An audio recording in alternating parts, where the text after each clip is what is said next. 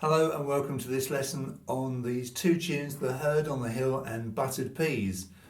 We're going to play these tunes on my DG Melodeon, and my Morris side, Channels of Morris, they do a dance called the Car Lodge Polka to these two tunes. We're going to do them in a really quite strange order. We're going to play the A part of The Herd on the Hill, then we're going to do Buttered Peas A and B, then we're going to come back to The Herd on the Hill and do the B part.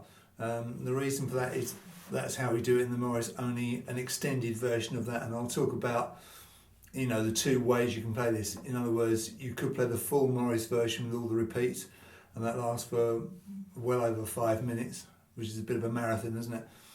Or you can just play it as it's written here, with one tiny little change, which I'll talk about. I've got a new strap on my Melodeon. It's one of these Velcro adjustable ones. And it's got my hand nice and snug in there before the hand was moving around a lot, so that's a good point. I couldn't really get my right hand comfortable before. I was putting handkerchiefs in there to kind of pad it out, but I think this is just about perfect now. If you haven't got a good bass strap, this left hand strap here, I strongly suggest that you invest in one, and the Velcro ones are the best. The ones with the rotella, the dial on the top, they tend to be pretty unreliable, and very often the screw comes out completely when you're trying to loosen them, so I don't really recommend those. And obviously a fixed strap, you've got to get it absolutely perfect, and that can mean taking it off and drilling holes in it. Not exactly ideal, so that's a good pointer. So The Herd on the Hill, both these tunes are in the key of G major.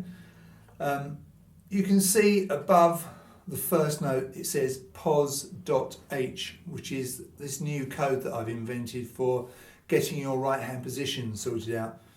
Pos.h is my shorthand for position home, the home position. Home position I'm calling this, where you've got your first finger on the root note of that row. So I've got a fourth button start, so I count 4 down from the top, 1, 2, 3, 4, press that button, push the bellows in, that is G. So if I spread my fingers out from that point downwards, finger 2 on button 5, 3 on 6, 4 on 7,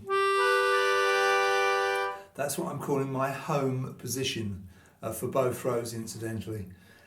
If I come up one from that, okay, I'm calling that a pos -1, position -1. So if I'm going to put my fingers there, buttons 3, 4, 5 and 6, that's position -1.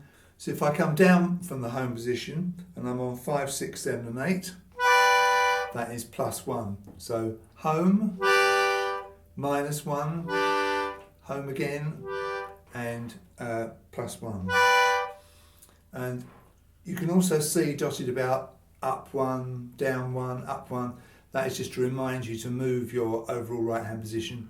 But I think if we can kind of feel where we are and know that that's the home position, that's the +1 position, I think we'll find our way around the Melodeon a lot better in that way.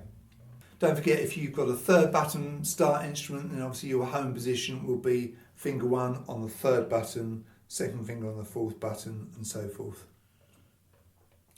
So in our home position, 2 buttons down from our root note, we should find this note of E on the pull. Finger 3 it will be, and it's in a pickup bar. The pickup bar is the bar with only 1 or 2 notes in, just to lead us into the first main bar. It's 2/4 this, because we're going to count 2 beats in the bar. So we're going to go 1, 2, 1, 2. So to count it in, I would count the whole bar and then 1. 1, 2, 1.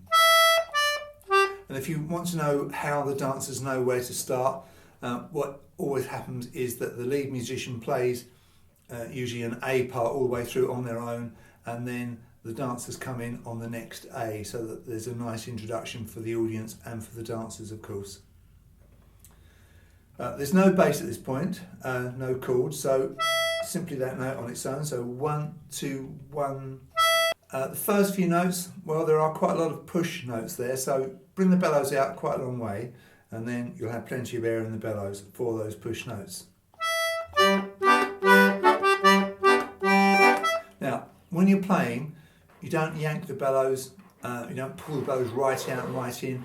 You only need to move the bellows slightly to get the change of direction necessary. So this first note is an E on the pull. The next note is the same button but on the push. So look at the bellows. They hardly move, do they?